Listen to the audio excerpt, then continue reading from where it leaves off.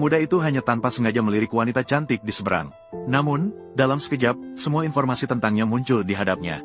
Dan wanita cantik itu mengira pemuda itu sedang mengintipnya. Jadi, dia menanyakan kepada pemuda itu mengapa dia terus menatapnya. Siapa sangka pemuda itu malah langsung menyebutkan kebingungan wanita cantik itu beberapa hari ini.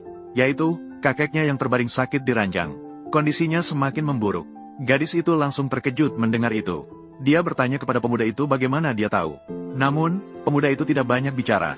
Melainkan, dia langsung mengeluarkan sebuah buku kecil. Dia menuliskan semua kata-katanya di dalamnya. Kemudian, dia meminta gadis itu untuk melakukan apa yang tertulis di atas. Setelah selesai, dia langsung pergi. Keesokan harinya, pemuda itu pergi ke tepi jalan untuk membuka kios ramalan. Dia berpikir untuk mendapatkan sedikit uang dari membuka kios. Namun, dia malah bertemu dengan pacarnya yang menghilang beberapa hari. Saat itu, dia sedang bersama seorang pria tua berusia lebih dari 50 tahun. Setelah ditemui pemuda itu, dia tidak merasa sedikit pun bersalah. Sebaliknya, dia malah memarahi pemuda itu yang dianggapnya tidak berpendidikan dan datang ke sini untuk menipu uang. Dan pria tua itu bahkan menghina pemuda itu karena dianggap tidak mampu. Pacarnya bahkan tidak menyadari bahwa dia telah pergi dengan orang lain. Pemuda itu mendengar kata-kata itu dan langsung marah. Dia langsung meminta pacarnya untuk mengembalikan semua uang yang telah dihabiskannya selama ini. Namun pacar tidak setuju. Dia bahkan mulai memamerkan tas dan kalungnya. Dia bilang semua itu diberikan oleh pria tua. Saat pemuda bersiap untuk membantah, tiba-tiba beberapa mobil mewah datang dari jauh. Orang yang turun dari mobil itu ternyata adalah wanita cantik di kereta bawah tanah. Wanita cantik itu hanya berjalan ke depan pemuda dan mengucapkan terima kasih. Dia mengatakan bahwa kakeknya telah diselamatkan dari bahaya berkat bantuannya. Dan keluarga mereka untuk berterima kasih atas bantuan pemuda. Memutuskan untuk memberinya sebuah mobil Ferrari edisi terbatas. Namun pemuda setelah melihatnya tidak berani menerima. Merasa itu terlalu mahal.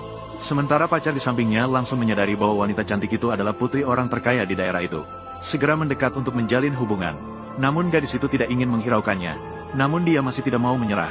Kemudian langsung berjalan ke samping pemuda dan menggenggam tangannya. Memperkenalkan diri kepada gadis itu sebagai pacarnya. Namun pemuda langsung melepaskan tangannya.